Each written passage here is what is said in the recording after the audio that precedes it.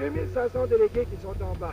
Vous les voyez là sur le plancher, quelques 2500 venus du nord et du sud, de l'est et de l'ouest, des régions agricoles aussi bien que des régions industrielles, et qui sont en fait la représentation de la démocratie américaine. Ici René Lévesque, je vous parlais de Chicago et vous ramène à Montréal. C'est avec une cruauté particulièrement féroce que l'ouragan s'est abattu sur Choloma. Ceux-là ont eu la vie sauve, mais survivront-ils? Nous sommes arrivés il y a à peine 15 minutes dans ce camp. Après une course très rapide dans le camp, nous nous sommes rendus compte justement qu'il manque à peu près de tout ici. Le manque d'eau potable est tel qu'une épidémie de typhoïde est à craindre.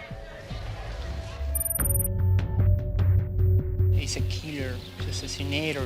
Le régime castriste ne montre aucune tendance à la moindre ouverture démocratique et il compte encore survivre très longtemps. Sa durée de vie dans son état actuel défie encore toute prédiction.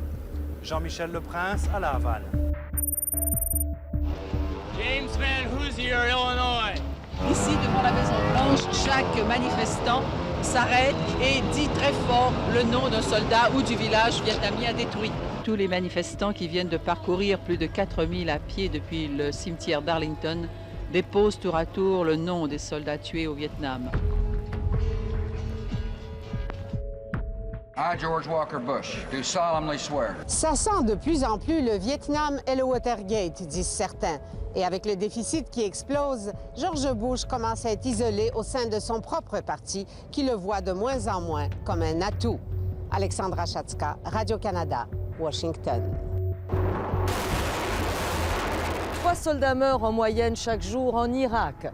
Attendre encore, disent les opposants à cette guerre, ne fera qu'alourdir le bilan. Joyce Napier, Radio-Canada, à Washington. Incertitude pendant la campagne électorale, les Mexicains ont trouvé ça très difficile. Mais cette incertitude fait probablement partie de l'apprentissage de la démocratie. Jean-Michel Leprince à Mexico. Le mouvement de libération de la femme a pris son envol en cette journée consacrée aux droits de la femme. Les organisatrices du mouvement de libération sont à la fois jeunes et dynamiques et elles sont prêtes et décidées à parcourir des années de vie militante pour l'égalité des droits de la femme. Ici Julie Jasmin à New York.